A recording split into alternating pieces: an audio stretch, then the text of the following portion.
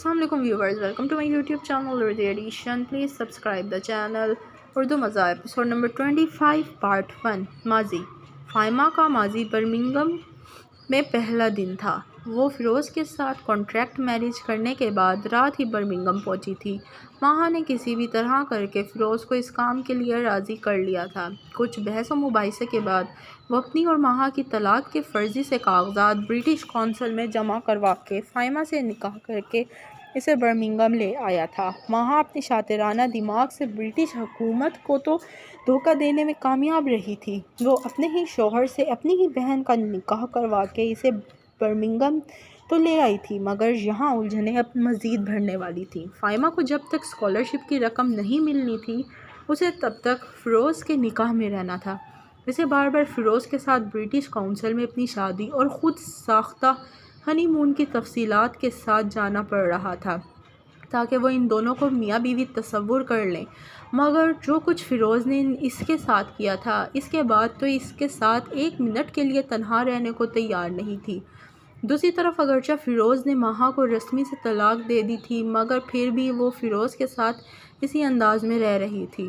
یوں ہی وہ دونوں بہنیں ایک ہی مرد کے نکاح میں تھیں. پیسوں کے لالچ میں اندھی ہو چکی ماہا کی چالاکیوں کا اصل فائدہ تو اس کا شوہر فیروز لے رہا تھا، جو موقع ملتے ہی فائمہ کو جتاتا کہ وہ اس کی بیوی ہے، اور ماہا بھی موقع ملتے ہی فیروز کو سمجھا دیتی کہ اس کی اصل بیوی کون سی ہے. قدرت بھی جانتی تھی اس نے مرد کی فطرت میں ایسی بے صبری اور ایسی بھوک بھر دی ہے کہ وہ جتنا بھی شریف ہو جائے ایک عورت پر خوش نہیں ہو سکتا. تبھی تو اس نے مرد کے بعد بھی ایک دو نہیں پوری 70 حوریں رکھی ہیں، اور یہ 70 عورتیں بھی صرف شریف اور نیک مردوں کے لیے ہیں.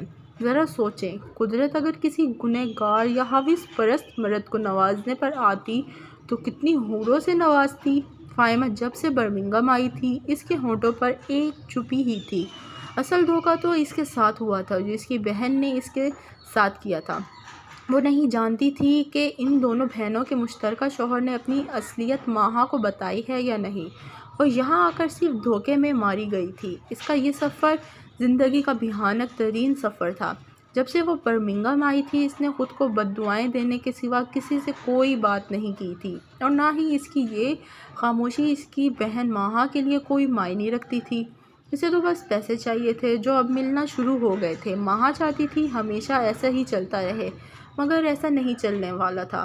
فائمہ، فیروز اور ماہا کی عجیب و غریب ٹرائی اینگل ایک دن برمنگھم سے لندن جا رہی تھی کہ ان کو چیکنگ کے نام پر روک لیا گیا اور پولیس اہلکار ان کے پاسپورٹ چیک کرنے لگا. "You have not a visit visa, آپ بغیر ویزے کے یہاں کیا کر رہی ہیں؟" لندن پولیس کا نمائندہ سوالیہ نظروں سے ماہا کو دیکھنے لگا. "Check what a gang mister", وہ طنزی انداز میں مخاطب ہوئی تھی. "آپ ڈپارٹمنٹ ویزا پر یہاں آئی تھیں۔ وزٹ آپ کے شوہر کے نام کا تھا، لیکن ہمارا سسٹم بتا رہا ہے کہ آپ اپنے شوہر سے طلاق لے چکی ہیں، اس لیے آپ کا ویزا بھی ختم ہو گیا ہے۔ آپ کو ابھی اسی وقت یہ ملک چھوڑنا ہوگا۔" اس پولیس اہلکار کے الفاظ تیر کی طرح ماہا کو لگے تھے. اس نے کبھی سوچا ہی نہیں تھا کہ ایسا بھی ہو سکتا ہے، اور یہی حقیقت تھی. آفیشلی طور پر فیروز کی بیوی اب فائمہ تھی.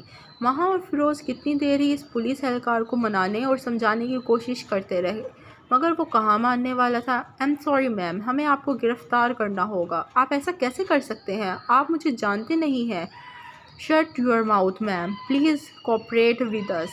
ہمیں مجبور نہ کریں کہ ہمیں زبردستی کرنی پڑے۔" وہ اہلکار اب سے زبردستی پولیس وین میں دھکیل گیا تھا. "مسٹر فیروز، آپ 24 گھنٹے میں اپنا وکیل کے ساتھ پیش ہوں، ورنہ میم ماہا کو زبردستی ڈیپورٹ کر دیا جائے گا۔" وہ فیروز کو ایک نوٹس دیتے ہوئے ماہا کو لے گئے. فیروز سڑک پر ہکا بکا کھڑا تھا، اور اس سڑک کے سامنے بنے خوبصورت پلازے کے ٹاپ فلور پر کبیر اور اس کا ہینڈلر کھڑے اس سارے منظر کو دیکھ کر مسکرا رہے تھے.